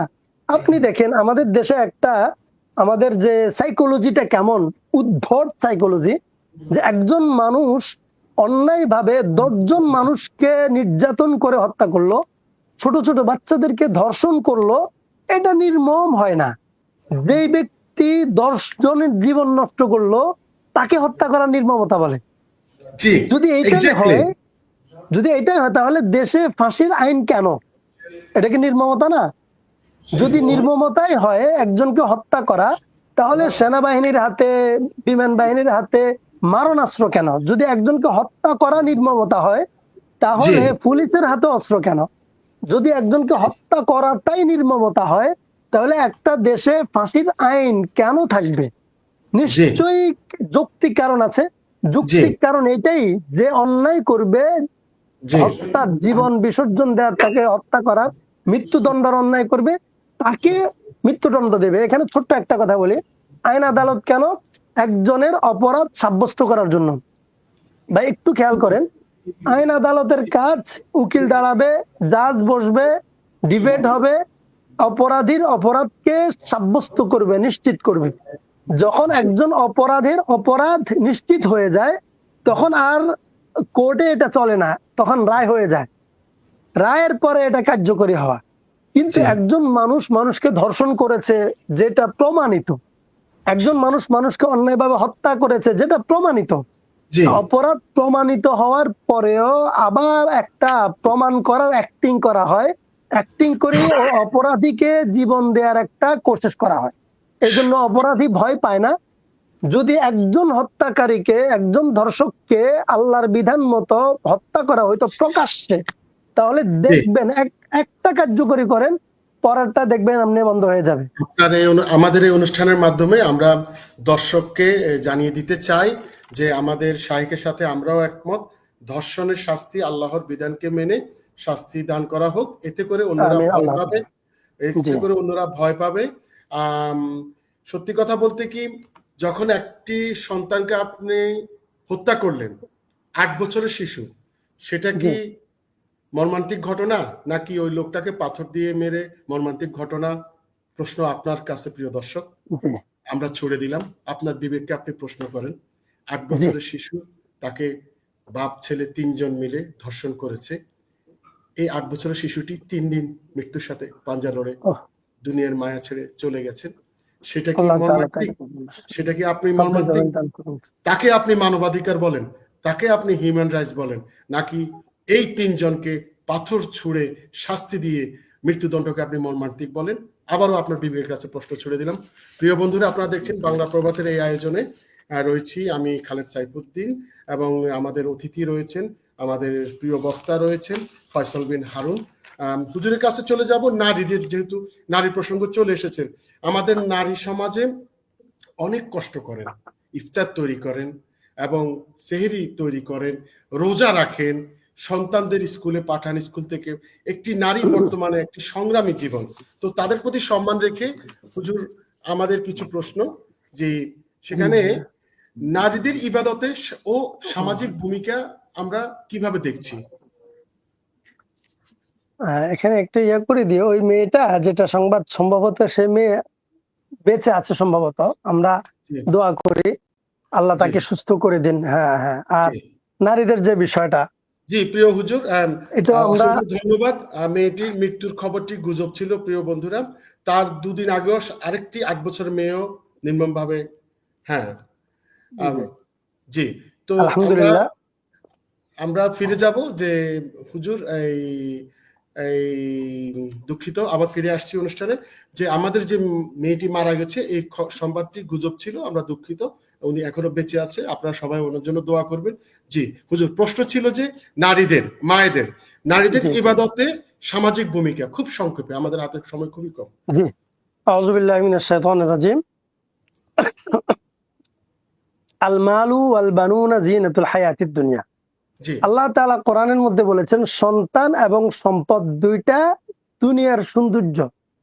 সন্তান এবং সম্পদ, দেখেন, সম্পদ কামাই হয় ঘরের বাইরে, আর সন্তান লালন পালন হয়, নিজের জীবন তৈরি করে ঘরের ভিতরে। জি আল্লাহ তাআলা সন্তানের এবং সম্পদের যে ব্যবস্থাপত্র, এই জায়গায় দুইজন ব্যক্তি রেখেছেন, একজন নারী, একজন পুরুষ, স্বামী স্ত্রী। জি দেখেন, এদের জন্য দুইটা ক্ষেত্র রেখেছেন। আল্লাহ বলেছেন, ওয়াকারনা ফি বুয়ুতিকুন্না ওয়ালা তাবাররাজনা তাবাররুজাল জাহিলিয়াতিল উলা। জি নারীরা ঘরে থাকবে, নারীদের জন্য কর্মস্থল ঘর, পুরুষের কর্মস্থল বাহির। আমি দুইটাকে জি একটু সংক্ষিপ্তভাবে বুঝাই দিচ্ছি, যে জি নারীদের এটা কর্ম আল্লাহর পক্ষ থেকে, এবং পুরুষের কর্ম বাহিরে আল্লাহর পক্ষ থেকে। জি আলমাল ওয়াল বানুন, সম্পদ কামাই করবে পুরুষ বাহিরে, আর সম্পদ এটা চুরি হয়, সম্পদ বিনষ্ট হয়, সম্পদ জি অনর্থের কারণ, অর্থ অনর্থের মূল, আমরা বাপ সম্প্রসারণ পড়েছিলাম। আর সন্তান, সন্তান মানব জীবনের সবচেয়ে বড় সম্পদ। আর এটা তৈরির ব্যবস্থা, লালন পালনের ব্যবস্থা আল্লাহ নারীর হাতে দিয়েছেন। নারীকে আল্লাহ ছোট দায়িত্ব দেন নাই, এই জন্য আল্লাহ নারীকে ঘরে রেখেছেন, এবং সন্তান ঘরে নিরাপদ। সন্তানের চেয়ে সম্পদ, আবার আপনি জানেন, একটা সম্পদ আর একটা সম্পত্তি, সম্পত্তির বন্টন হয়। আমরা পড়েছিলাম 9 বাংলায়, সম্পদ সে আমার সম্পত্তি নয়, ও সম্পদ নয়, সে সম্পত্তি নয়, সম্পদ। সন্তান হচ্ছে সম্পদ, আর টাকা পয়সা, জায়গা জমি হচ্ছে সম্পত্তি। তাহলে জি এত গুরুত্বপূর্ণ একটা বিষয় ঘরে নারীর হাতে লালন পালন হচ্ছে, এবং নারী তার স্বামীর জন্য, তার সন্তানের জন্য ঘরের ভিতরে থেকে খাবার থেকে শুরু করে সবকিছু ব্যবস্থা করছেন, সাহারি ইত্যাদি ব্যবস্থা করছেন। অবশ্যই সাদাকায়ে জারিয়ার সওয়াব তিনি পাবেন। কারণ হাদিস শরীফের মধ্যে আছে, একজন বাবা যখন সে এই ছেঁড়া বস্তার মধ্যে, কাঁথার মধ্যে বা কাপড়ের মধ্যে রাস্তার পাশে বসে জুতায় সেলাই করে হালাল উপার্জন করে সন্তান স্ত্রীর মুখে তুলে দেয়, তাহলে জি সদকায়ে জারিয়া সওয়াব সে পায়। ঠিক জি এই হাদিস থেকে আমরা স্পষ্ট বুঝতে পারি যে একজন মা যখন আল্লাহর জন্য এবং আল্লাহর দেয়া দায়িত্ব বিধান পালনার্থে সন্তানকে আল্লাহর বান্দা হিসেবে, আল্লাহর গোলাম হিসেবে, প্রতিনিধি হিসেবে ইন্নী জাইলুন ফিল আরদি খলিফা তৈরি করার কাজ করবেন, জি তাহলে আল্লাহ তাআলা তাকে প্রত্যেকটা লোকমার বিনিময়ে সদকায়ে জারিয়া দিবেন ইনশাআল্লাহ তাআলা। সুম্মা আমিন। হুজুর, নারীরা রোজা রেখে ইফতারি গ্রহণ করে, ইফতারি তৈরি করে এবং কি সেহরি তৈরি করে, সেক্ষেত্রে আলাদা কি কোনো বর্ণনা এসেছে তাদের ফজিলত সম্পর্কে? এক্ষেত্রে আলাদা বর্ণনা, মানে নারীরা ইফতারি বা সেহরি তৈরি করার ব্যাপারে যে আলাদা বর্ণনা, এটা আমার এই মুহূর্তে জানা নেই। জি সাহারি জি তৈরির বিষয়ে আমি আমি পাইনি, আমি খুঁজেছি, জানি না জি আছে কিনা। আমি জি যে সব জানবো সেটাও তো না, না মানে না আমি না হুজুর, এরকম অবশ্যই না। জি পাইনি। হ্যাঁ হ্যাঁ, না, যাই হোক, এতটুকু আমি নারীদের, পাইনি। তবে আমরা তাদের, যেটা বলেছি যে অন্যান্য এই যে ইফতারি খাওয়ানোর বিষয় হাদিসের মধ্যে আছে, রাসূল সাল্লাল্লাহু আলাইহি ওয়াসাল্লাম যে সাহাবায়ে কেরামকে বলছেন, তুমি রোজাদারকে ইফতারি করাও, একটা খেজুর, লাবান, আও তামারুন, অথবা জি মাউন, যে তুমি হয় দুধ খাওয়াও, যদি দুধ খাওয়াও তুমি পূর্ণ একটা রোজার সওয়াব পাবে। তুমি যদি দুধ না থাকে তুমি একটা খেজুর খাওয়াও, তুমি একটা পূর্ণ সওয়াব পাবে। একজন সাহাবী জিজ্ঞেস করলেন, ইয়া রাসূলুল্লাহ সাল্লাল্লাহু আলাইহি সাল্লাম, আমাদের তো অনেকের সে সামর্থ্য নাই, কি খাওয়াবো, কিভাবে? রাসূল সাল্লাল্লাহু আলাইহি সাল্লাম যদি পুরোটাই না থাকে, তুমি পানি খাওয়া, এক গ্লাস পানি খাওয়াই দাও, ইফতারি হিসেবে তুমি সে সওয়াব পাবে। তাহলে মাশাআল্লাহ। তো এই হাদিসটা যদি আমরা সামনে আনি, মায়েরা ইফতারির ব্যবস্থা করছেন, অবশ্যই তাদেরকে আল্লাহ তাআলা সদকায় জারিয়া দিবেন, বঞ্চিত করবেন না ইনশাআল্লাহ তাআলা। জি, অনেক ভালো লাগলো হুজুর। অনেক সুন্দর সুন্দর কথা উঠে এসেছে। নারীদের অসুস্থতা, যে নারীদের জি, অসুস্থতা, নারীরা অসুস্থ থাকে, সেক্ষেত্রে তারা জি, তাদের একটা নিয়ম মেনে চলতে হয়, সেক্ষেত্রে কোনো জি, জি, জি। বিধি কি আছে? সেক্ষেত্রে স্পষ্ট বিধান আছে। বিধান হচ্ছে যে জি, যখন তারা তাদের অসুস্থতা বেসিক্যালি আমরা ২ ভাবে ধরতে পারি। একটা জি, হচ্ছে বাচ্চা প্রসবের জি, পরের যে অসুস্থতা থাকে, সেখানে তাদের সর্বোচ্চ ৪০ দিন ব্লিডিং এর আ বিষয়টা থাকে। এরপরে যদি হয় ৪০ দিন পর্যন্ত যদি ব্লিডিং থাকে, তাদের রক্ত থাকে এই ইয়ার পরে, বাচ্চার পরে, তখন এই ৪০ দিন নামাজ পড়বে না এবং রোজা রাখবে না। হ্যাঁ? এবং পরবর্তীতে রমাদানের পরে একটার পরিবর্তে একটা রাখবে। যদি ৪০ এর অধিক ৪০ দিন পূর্ণ হওয়ার আগে যদি ওই রক্ত বন্ধ হয়ে যায়, যাকে নেফাস বলে, রক্ত জি, বন্ধ হয়ে যায়, তাহলে যখন থেকে রক্ত বন্ধ হয়ে যাবে ৪০ কিন্তু সর্বশেষ সীমা। হ্যাঁ, বাচ্চা প্রসবের পরে সর্বশেষ সীমা ৪০। অনেকে আমরা জানি যে ইয়া হয়ে গেলেও আবার ৪০ পর্যন্ত অপেক্ষা করে। ৪০ এর আগে রক্ত বন্ধ হয়ে গেলে তখন থেকে নামাজ পড়বে, রোজা রাখবে ১। দ্বিতীয় হচ্ছে তাদের স্বাভাবিকভাবে একটা প্রাপ্তবয়স্ক হওয়ার পরে প্রতি মাসে হয় মিন্স, যাকে আমরা বলি, হাইজ বলা হয় শরীয়তের পরিভাষায়। যখন হবে তখন তারা রোজা রাখবে না এবং নামাজও পড়বে না। তবে নামাজের ক্ষেত্রে কাজার কোনো বিধান নেই। তিনি নামাজ আর পরে কাজা করে নিতে হবে না।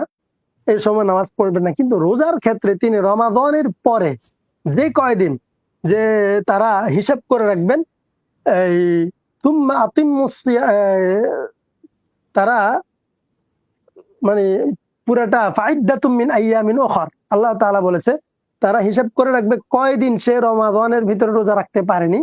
তখন জি, যে কয়দিন পারেনি রোজার পরে সেটা হিসাব করে রেখে নিবে। একটার জি, পরিবর্তে একটা, এটাই।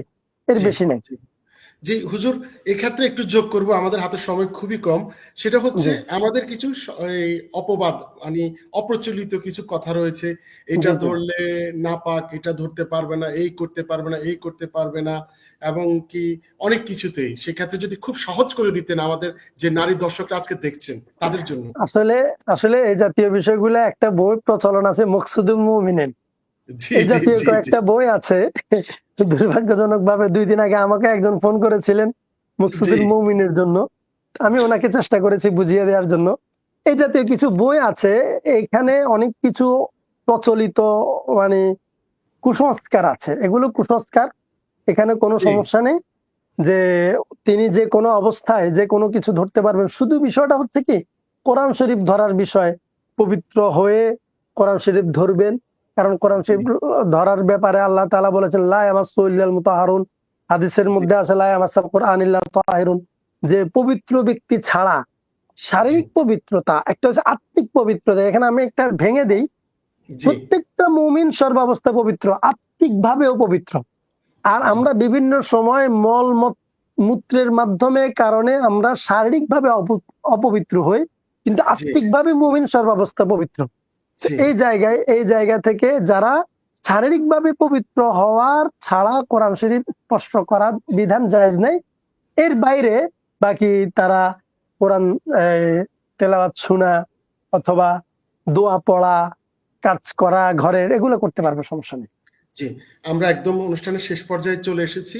নারীদের সাথে নারীদেরকে সহযোগিতা করার জন্য এবং সেখানে এই তাদের ইবাদত ঘরে সম্পূর্ণ করার জন্য পুরুষের কি কোনো দায়িত্ব রয়েছে? জি, অবশ্যই, অবশ্যই আছে। আম্মাজান আয়েশা সিদ্দিকা রাদিয়াল্লাহু তাআলা আনহা তো স্পষ্ট বলেছেন যে, আমার স্বামী নবী মুহাম্মদ রাসূলুল্লাহ সাল্লাল্লাহু আলাইহি ওয়াসাল্লাম তিনি নিজে ঘরের কাজ নিজে হাতে করে দিতেন, নিজে সেলাই করতেন, নিজে এমনও করতেন যে আম্মাজানের মাথায় তেল লাগিয়ে দিতেন, জি, বেণী বেঁধে দিতেন। এই যে জি, বিষয়গুলো আসলে একটা বিষয়, আমাদের একজন পাকিস্তানের আলেম আছে মাওলানা তারেক জামিল দামাত বারাকাতুহুম, তিনি অনেক জি, সুন্দর করে একটা ঘটনা বলেছেন কথা।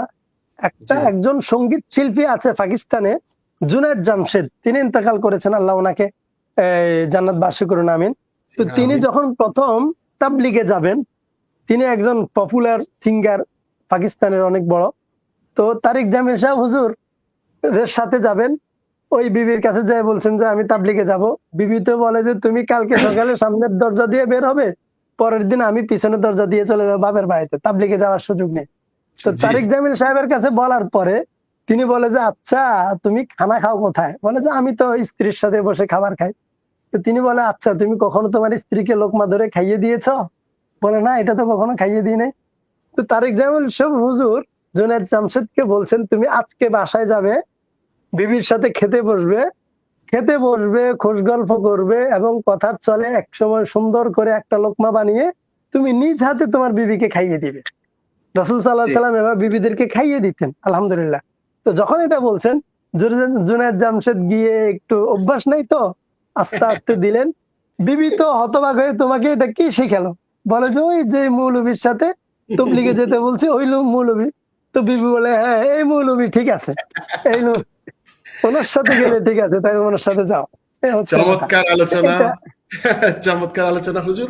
আমাদের দর্শক থেকে একটি প্রশ্ন এসেছে জি যে ভাইয়া ওনাকে জিজ্ঞেস করুন, জি, আমাদের সমাজে এমন কি গুনাহ আছে আমরা রেগুলার করছি কিন্তু আমরা টের পাচ্ছি না, এরকম কি কোনো সামাজিকতা আমাদের বর্জন করা উচিত কিনা, বা শিরকের ব্যাপার?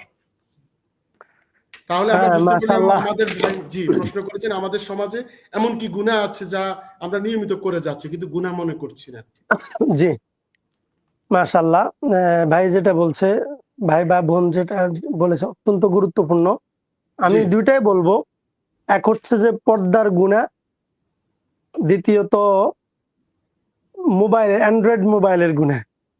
বর্তমানে আমি পর্দার গুনাহটার চেয়েও ভয়ংকর গুনাহ অ্যান্ড্রয়েড মোবাইলের মাধ্যমে হচ্ছে। এটা আমরা জি। অনুভবও করছি না। ইভেন রমাদানেও একজন মানুষ অ্যান্ড্রয়েড সেট হাতে নিয়ে তুলছে এবং এক্ষেত্রে যে কথাটা বলছি রাসূল সাল্লাল্লাহু আলাইহি সাল্লাম বলছেন এই আসাদ্দুন নাসি আযাবান ইয়াউমাল কিয়ামাতি ইনদাল্লাহি আল মুসাউবিরুন, যে সবচেয়ে কঠিন শাস্তি হবে যারা ছবি তোলে। তো এই যে এই কাজটা এত কঠিন শাস্তি, এবং হাদিসের মধ্যে আছে আল্লাহ তাআলা নিষ্প্রয়োজনে যারা আমরা এই যে এখন আমরা এটা কিন্তু ছবি না, এটা সরাসরি সম্প্রসারণ হচ্ছে এবং প্রয়োজনীয় কেউ হজে যাওয়ার জন্য করছে বিভিন্ন ভাবে, এটা না। কিন্তু একটা হচ্ছে পর্দা নিজের ভাবির সাথে হয়, ঘরে চাচাতো বোন জ্যাঠাতো বোন, মানে বলে যে ও তো আমার বোন আমার ভাই এভাবে। এবং সবচেয়ে ভয়ানক যে গুনাহটা আমি বলবো, রাসূল সাল্লাল্লাহু আলাইহি সাল্লাম বলছেন এই বিষাক্ত সাপের মতো মারাত্মক হচ্ছে যে যে এই শালী দুলাভাই সম্পর্ক, দেবর সম্পর্ক। এখন আমাদের দেবর ভাবির সম্পর্ক, তো এই যে বিষয়টা শালী দুলাভাইয়ের সম্পর্ক, দেবর ভাবির সম্পর্ক, এই যে সবচেয়ে ভয়ানক গুনাহ হয় এই জায়গায় পারিবারিক ভাবে, এটাকে মানুষ একবারে স্বাভাবিক ভাবে নেয়। আর হচ্ছে অ্যান্ড্রয়েড মোবাইলের মাধ্যমে এটা একবারই জেনারেলি সবার প্রচলিত কাছে শিরকগুলো হুজুর, প্রচলিত শিরকগুলো যদি একটু বলতেন। প্রচলিত শিরকগুলোর মধ্যে তো সবচেয়ে যেটা আমার কাছে মনে হয় যে আমরা প্রতিনিয়ত আল্লাহ তাআলা কোরআনের মধ্যে বলেছেন ইনিল হুকমু ইল্লা লিল্লাহ, জি। যে আল্লাহর কর্তৃত্ব ছাড়া আর কোনো কর্তৃত্ব পৃথিবীতে চলবে না, কর্তৃত্বের জায়গাটা। জি। আমি যদি একটা শিরকের কথাই বলি তাহলে বলবো যে এই শিরকটা আমাদের প্রত্যেককে আষ্টেপৃষ্ঠভাবে জড়িয়ে নিয়েছে। যে আমরা প্রত্যেকে মুসলমান, আমরা কি করেছি জানেন, মসজিদ এবং আমাদের জমিনটাকে দুই ভাগ করেছি। সারা ওয়ার্ল্ডের জমিনটা পুরাটা আমাদের, আমরা যেখানে যেভাবে ইচ্ছা করব, শুধু 2 ডিসিম 5 ডিসিমের জায়গায় একটাকে বরাদ্দ করে দিয়েছি আল্লাহর জন্য। এখানে জি। শুধু আল্লাহ থাকবে, আল্লাহর বিধান থাকবে, আল্লাহর চিন্তার বিকাশ ঘটবে এই মসজিদের 4 দেয়ালের ভিতরে। এর বাইরে সব আমাদের। এর চেয়ে বড় শিরক আমি আর কি বলবো? যে আল্লাহর সাথে বৃদ্ধাঙ্গুলি দেখানো এবং আমরা আল্লাহর বিধানের বাইরে অন্য বিধানটাকে আমরা নিজেদের জন্য গ্রহণ করছি, ভাবছিও না যে আল্লাহর কর্তৃত্বের বাইরে আরেকজনকে আমরা কর্তৃত্ব দিয়ে দিছি। অথচ আল্লাহ তাআলা অকাট্য ভাবে বলেছেন ইনিল হুকমু ইল্লা লিল্লাহ, পৃথিবীতে একমাত্র আল্লাহর কর্তৃত্ব চলবে। এবং আল্লাহ তাআলা এইটার বিনিময়ে কি করবেন, যারা এই কাজ করবে না সেটা বলে শেষ করছি। হাসরের মাঠে যখন সবাই একত্রিত হবে, আল্লাহ তাআলা তখন সবাইকে ডাকি বলবেন লিমানিল মুলকুল ইয়াউম, আজকের কর্তৃত্ব কার? এরপরে কেউ ভয়ে কথা বলবে না, থরথর করে কাঁপবে। আল্লাহ তাআলা জবাব দিবেন, লিল্লাহিল ওয়াহিদিল কাহার, আজকের কর্তৃত্ব একচ্ছত্র মালিক আল্লাহর, যিনি আজকে অনেক রাগান্বিত। অর্থাৎ আল্লাহ তাআলা তো শিরক, ইন্না শিরকা লাযুলমুন আযীম, কোন শিরিক এত বড় গুনাহ আল্লাহ মাফ করবেন না। কিন্তু আল্লাহ এই জায়গায়, কর্তৃত্বের জায়গায় আল্লাহ তাআলা বলেছেন, এই কর্তৃত্ব তোমরা যদি কেউ আমার থেকে ছিনিয়ে নাও, আমি সেই জি দিন এভাবে ডাক দিব যে আমি আজকে তোমাদের উপর অনেক রাগ। আমার রোশানল থেকে আজকে কর্তৃত্ব গ্রহণকারী, আল্লাহকে মাইনাসকারীকে কেউ ছাড়তে পারবে না। এটা জি আমার কাছে মনে হয় সবচেয়ে এমন একটা শিরিক, যেই শিরিকের প্রভাবে ছোটখাটো সকল শিরিক পরিচালিত হয়। জি হুজুর, আমাদের মিজানুর রহমান জামিল ভাই লিখেছেন, চমৎকার পর্যালোচনা শো। শ্রদ্ধার সাথে আমি একটা কথা বলতে চাই, নতুন নতুন পরিকল্পনা হবে, এতে দোষের কিছু নেই, তবে খেলাপথ ব্যবস্থা ছাড়া এই সকল অপরাধ অপারেশন করার ক্ষেত্রে সুন্দর ও সঠিক সমাধান আসবে না। উনি খেলাপথ শাসনের জি ব্যাখ্যা জি করেছেন। ধন্যবাদ মাশাআল্লাহ, আপনাকে। উনিও একজন বড় আলেম। আমি জি চিনতে পেরেছি, মারানা, ওনাকে অভিনন্দন। অনেক বড় জি একজন আলেম, একজন লেখক, কলামিস্ট, উনি একজন কবিও, উনি লিখেছেন। এই কথা ধন্যবাদ। এটাই যে হ্যাঁ, জি ধন্যবাদ প্রিয় ধন্যবাদ। ভাই। আমি একদম ইসলামী আহ, আহ, স- স- ছোটখাটো জ্ঞান রাখি, একদম ইংলিশ মিডিয়ামের একজন মানুষ। যদি কোনো কথায় কোনো মাশাআল্লাহ, হ্যাঁ। ভুলত্রুটি হয়ে থাকে আমাকে ক্ষমা করবেন। প্রিয় দর্শক, আপনারা দেখছেন বাংলার প্রভাতের আয়োজনে খালেদ সাইফুদ্দিন শো। আজকের আমাদের অতিথি ছিলেন আমাদেরই একজন প্রিয় মানুষ, ফয়সাল বিন হারুন। তিনি শিক্ষক, মার্কাজুন সুন্নাহ আল ইসলামিয়া, এবং শিক্ষাগত তিনি হিফজুল কোরআনে, দাওয়া হাদিস, কামিল ফিল হাদিস, অনার্স মাস্টার্স, ইসলামের ইতিহাস। ইসলামের ইতিহাস সম্পর্কে একদিন আসতে হবে হুজুর। আমি দেখে ইনশাআল্লাহ। খুবই ভালো লেগেছে। তবে আপনার গুরুত্বপূর্ণ সময় দেওয়ার জন্য, আপনার এই সময়ের জন্য আমরা অনেকদিন অপেক্ষা করেছিলাম। অনেক অনেক ধন্যবাদ। আশা করি আমাদের দর্শকদের উদ্দেশ্যে শেষ আপনার কাছে ছেড়ে দিলাম 2 মিনিট, যে ছোট ছোট আমলগুলো, ছোট ছোট জিকিরগুলো কিভাবে ঘুম থেকে উঠে সারাদিন আমরা আমলের মধ্যে থাকবো। ধন্যবাদ। জি ধন্যবাদ। আমি, যেহেতু রমাদান মাস, রমাদানের আমলটা আমি বলছি। রমাদান মাসকে কাজে লাগানোর জন্য আমাদের সবচেয়ে গুরুত্বপূর্ণ বিষয় হচ্ছে যে দুনিয়ার ব্যস্ততাকে কমিয়ে আমরা যদি মসজিদমুখী হতে পারি, মসজিদ কেন্দ্রিক থাকতে পারি, এবং যারা নারীরা আছেন তারা যদি, আমার দাদুকে দেখতাম, আমার নানুকে দেখতাম, আমার আম্মা জানো এখন এভাবে বসেন, যে জায়নামাজ বিছিয়ে এক জায়গায়, নির্দিষ্ট জায়গায় কোরআন তেলাওয়াত এবং তাসবিহের মধ্যে থাকেন। এক্ষেত্রে রাসূল কারীম সাল্লাল্লাহু তাআলা আলাইহি ওয়াসাল্লাম শবে কদরের রাত্রে যে আমলটা সবচেয়ে বেশি করতেন, আল্লাহুম্মা ইন্নাকা আফুউন তুহিব্বুল আফওয়া ফা'ফু আন্নি, যে হে আল্লাহ, আপনি ইন্নাকা আফুউন, ক্ষমাশীল, আপনি ক্ষমা করাকে পছন্দ করেন, আপনি আমাকে ক্ষমা করুন। আপনি ক্ষমা করাকে পছন্দ করেন, আপনি ক্ষমাশীল, আপনি আমাকে ক্ষমা করুন। যে এই ক্ষমার ইস্তেগফার পড়া, এই জন্য, এবং কোরআন তেলাওয়াত সবচেয়ে বেশি করা, রাতে কিয়ামুল লাইল করার চেষ্টা করা, এটা হচ্ছে আমাদের জন্য সবচেয়ে গুরুত্বপূর্ণ। এবং আমাদের ইস্তিগফারের আমল, আস্তাগফিরুল্লাহ আল্লাযী লা ইলাহা ইল্লা হু আল হাইয়ুল কাইয়্যুম ওয়া আতুবু ইলাইহি লা হাওলা ওয়া লা কুওয়াতা ইল্লা বিল্লাহ। আমরা প্রত্যেক মাগরিবের পর এবং ফজরের পর আমরা দোয়া পড়তে, আল্লাহুম্মা আজিরনি মিনান নার, আল্লাহ আমাকে জাহান্নামের আগুন থেকে বাঁচান, আল্লাহুম্মা আজিরনি মিনান নার 7 বার করে পড়তে পারি আমরা। এরপরে এই দুরূদ শরীফ বেশি পড়তে পারি, দুরূদ শরীফ পড়তে পারি। এই আমলগুলো আমরা ছোটখাটো করতে পারি। আরেকটা বিষয় বলি, সেটা হচ্ছে যে আমাদের অনেক আমলের মধ্যে যে আমলটা নিজের মধ্যে পড়তে বেশি ইতমিনানের সাথে পড়া যায়, ইতমিনানের সাথে, এই বিষয়টা খেয়াল রাখবেন যে পৃথিবীতে বহু আমল আছে, কোরআন হাদিস প্রমাণিত, যে এক একজন এক একটা আমল করে এক একটা উপকার পেয়েছেন। এটার অর্থ হচ্ছে যে যিনি যে আমলটা করতে তৃপ্তি পেয়েছেন, তিনি তৃপ্তির সাথে ওই আমলটা করেছেন, আল্লাহ তাআলা সে আমলের উসিলায় তাকে নাজাত দিয়ে দিচ্ছেন অথবা কল্যাণ দিয়ে দিচ্ছেন। এই জন্য আমরা চেষ্টা করব ইনশাআল্লাহ। তবে একটা বিষয় মাথায় রাখতে হবে, 2টা কথা বলছি লাস্ট, যেটা আমাদের জন্য অত্যন্ত গুরুত্বপূর্ণ আমার কাছে মনে হয়। এক হচ্ছে যে আমাদেরকে আমল যেটা করব বিশুদ্ধতার সাথে করতে হবে। অনেককে আমি আমল করতে দেখি, কিন্তু আমল করতে দেখি, আমল শিখতে দেখি না। বিশুদ্ধ করে শেখা। দ্বিতীয়, নামাজ পড়তে দেখি, নামাজ শিখতে দেখি না। কোরআন পড়তে দেখি, কোরআন শিখতে দেখি না। হাদিসের মধ্যে আছে রুব্বা কারিইন ইয়াকরাউল কোরআন ওয়াল কোরআনু ইয়ালআনুহু। কিছু কোরআন তিলাওয়াতকারী আছে, কোরআন তিলাওয়াত করে আর কোরআন তাকে অভিশাপ দেয়। তাহলে আমি কোরআন তেলাওয়াত করার আগে কোরআন তেলাওয়াত শিখার চেষ্টায় থাকবো। এখন যদি কোনো মানুষ কোরআন তেলাওয়াত শিখারত থাকে, সে তালিবুল ইলম, সে যেখানে যাবে তার পায়ের নিচে বয়স 80 বছর হোক, রহমতের ফেরেশতা পর বিছাই দিবে। এবং সে শিক্ষানবিশ হলে তার প্রত্যেকটা ভুলের জন্য আল্লাহ তাকে সওয়াব দিবেন, কষ্টের জন্য আলাদা সওয়াব দিবেন, চেষ্টার কারণে কষ্টের কারণে আলাদা সওয়াব দিবেন ইনশাআল্লাহ তাআলা। আমরা কোরআন তেলাওয়াতটা বিশুদ্ধ করার চেষ্টা করব, দোয়াগুলা বিশুদ্ধভাবে শিখি পড়ার চেষ্টা করব। আল্লাহ তাআলা আমাদেরকে অনেক বেশি, অল্পতে অনেক ফজিলত পাবো ইনশাআল্লাহ তাআলা। আরো অনেক প্রশ্ন ছিল কিন্তু হুজুর সময় স্বল্পতার কারণে, আর আপনার সাথে কথা বলে এত বেশি ভালো লাগলো যে আমরা আশা করব আপনাকে আরো কাছে পাবো। ইনশাআল্লাহ, ধন্যবাদ। আল্লাহ তাআলা আমাদেরকে প্রিয় দর্শক, ইখলাসের সাথে দাওয়াতের কাজে কবুল করুন, আমিন। জি প্রিয় দর্শক, আলহামদুলিল্লাহ আজকের আলোচনায় আমরা বুঝতে পারলাম বাংলাদেশের বর্তমান অর্থনৈতিক সামাজিক চ্যালেঞ্জের মাঝে রমাদানে আমাদের কেবল আত্মশুদ্ধির সুযোগ দেয় না, বরং আমাদের সহমর্মিতা, দায়বদ্ধতা, সহানুভূতির বার্তা বহন করে।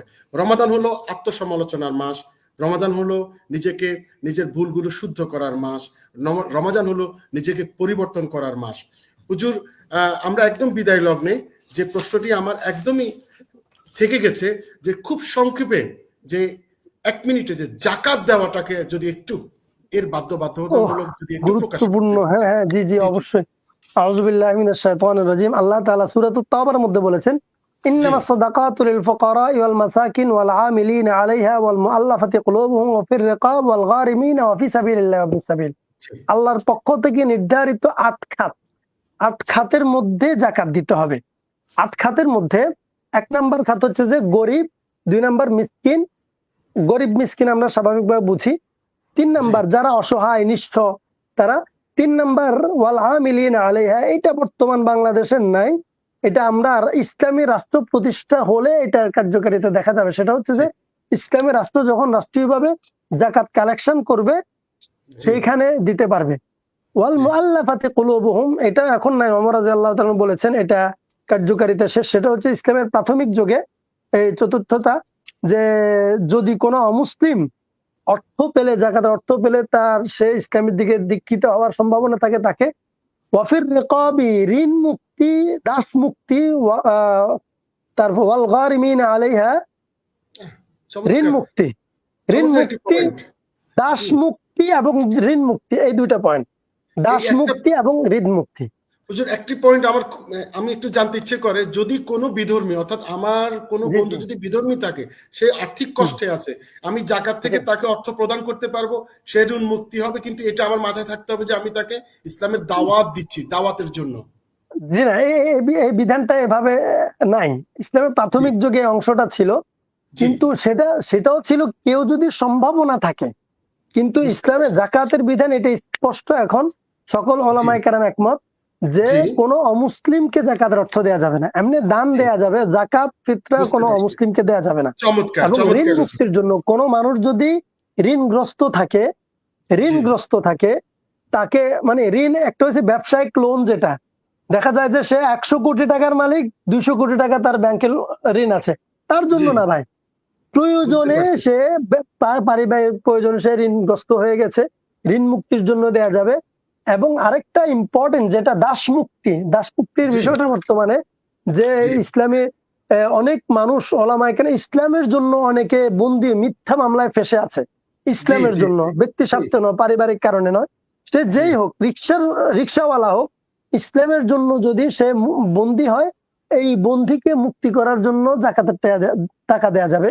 ওয়া ফি সাবিলিল্লাহ, এবং আল্লাহর রাস্তায় জিহাদরত অবস্থায় যারা আছে, যেমন আফগানিস্তানে আমরা জানি, সিরিয়ায় জানি, আমরা তারপরে ফিলিস্তিনে জানি, হ্যাঁ, এই জায়গায় যে আল্লাহর রাস্তায় মুজাহিদিনদের জন্য তাদের পরিবারের ভাড়ার জন্য জাকাতের অর্থ খরচ করা যাবে। এবং ওয়া ফি সাবিল, ওয়াবনিস সাবিল, মুসাফির, এমন মুসাফির যদি থাকে যে তার বাড়িতে তার অনেক টাকা আছে, কিন্তু এমন জায়গায় আসছে এখন বিপদে, তার অনেক দরকার কিন্তু সে পাচ্ছে না, তাকে সহযোগিতা করা দরকার, এই জাকাতের অর্থ থেকে সহযোগিতা করা যায়। এই 8টি খাতের বাইরে নবম কোনো মসজিদ নির্মাণে, মাদ্রাসা নির্মাণে, এই জি জাতীয় কোনো কাজে জাকাতের অর্থ খরচ করা যাবে না। জি গরিব ব্যক্তির জন্য খরচ করা যাবে। যে তাহলে মসজিদ নির্মাণে, মাদ্রাসা নির্মাণে জাকাতের অর্থ খরচ করা যাবে না।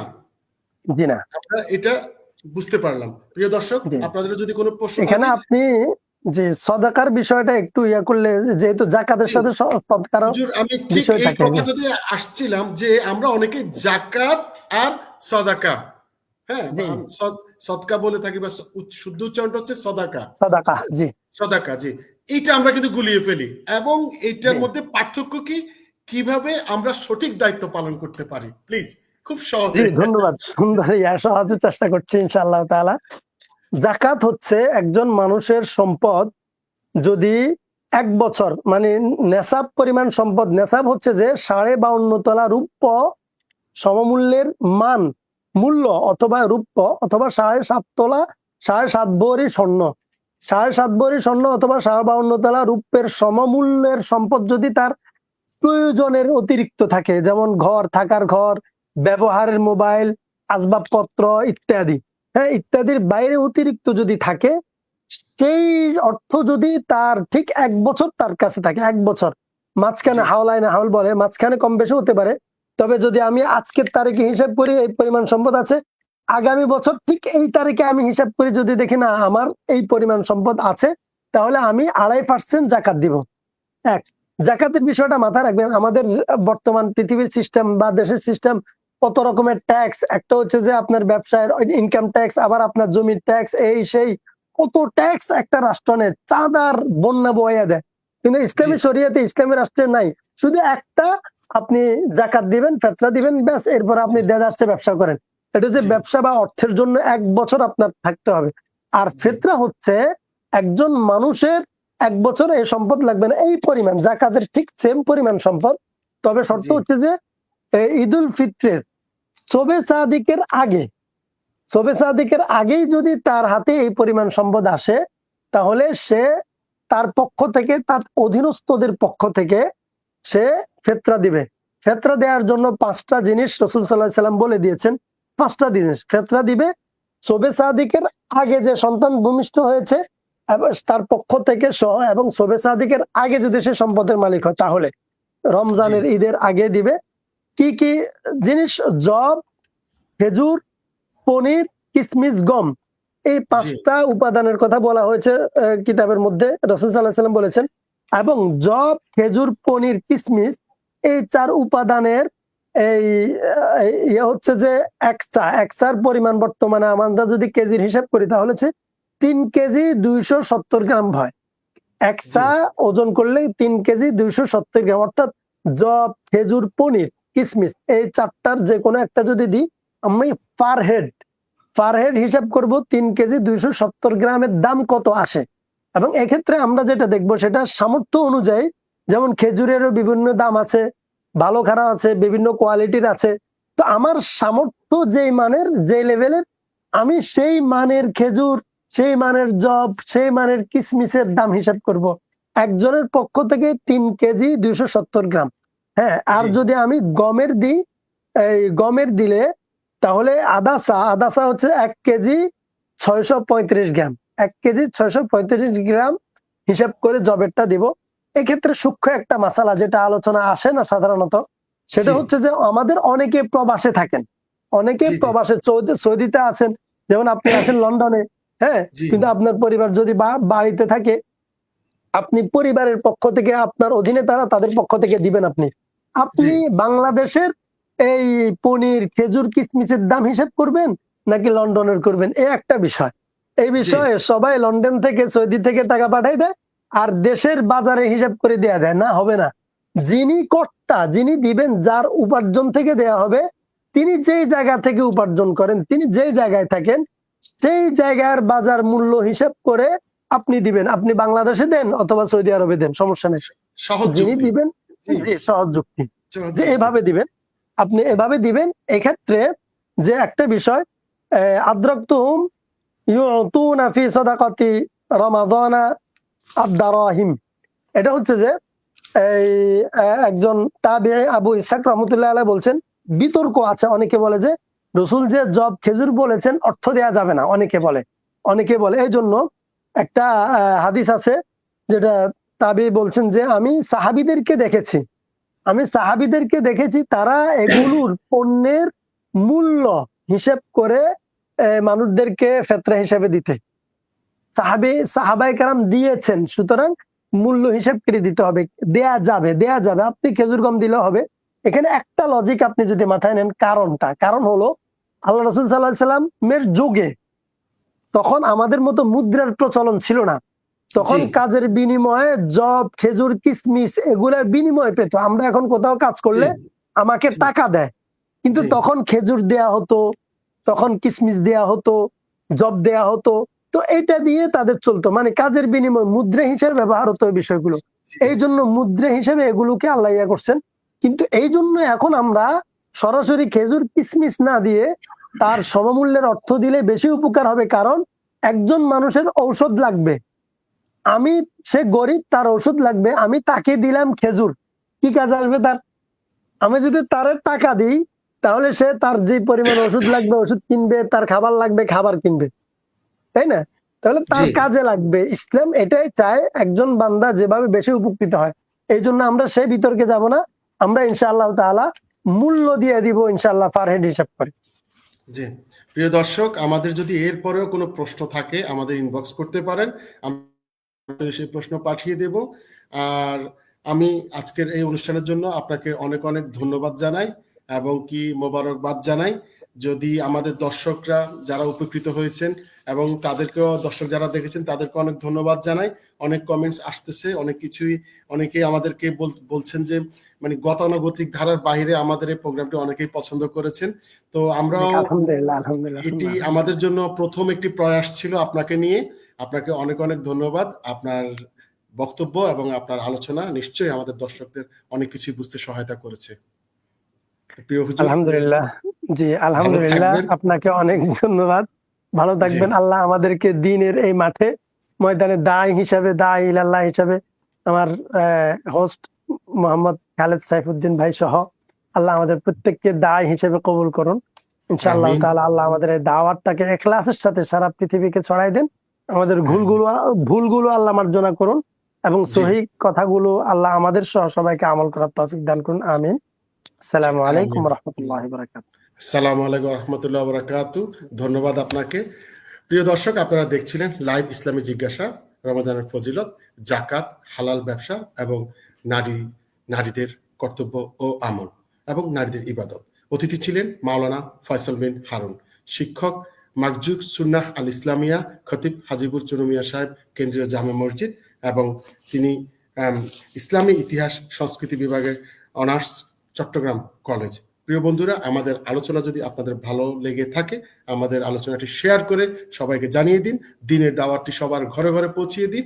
আর যদি কোনো প্রশ্ন থেকে থাকে আমাদের কমেন্ট বক্সে কমেন্টস করতে পারেন। বাংলা প্রভাত একটি নিউজ পোর্টাল রয়েছে, অনলাইন ইউটিউব চ্যানেল রয়েছে বাংলা প্রভাত, এবং একটি পেজ রয়েছে। সঙ্গে থাকুন। আরো নতুন নতুন জিনিস নিয়ে, নতুন নতুন প্রোগ্রাম নিয়ে আসবো, আরো নতুন নতুন জিজ্ঞাসা নিয়ে আসবো। ইসলামিক অনুষ্ঠানটি যদি আপনাদের ভালো লাগে, বেশি বেশি করে শেয়ার করে দিন, আমরা আরো বেশি জিজ্ঞাসা নিয়ে আসবো। ধন্যবাদ এতক্ষণ পাশে থাকার জন্য। মহান রাব্বুল আলামিনের দরবারে লাখো লাখো শুকরিয়া। আসসালামু আলাইকুম ওয়া রাহমাতুল্লাহি ওয়া বারাকাতুহু।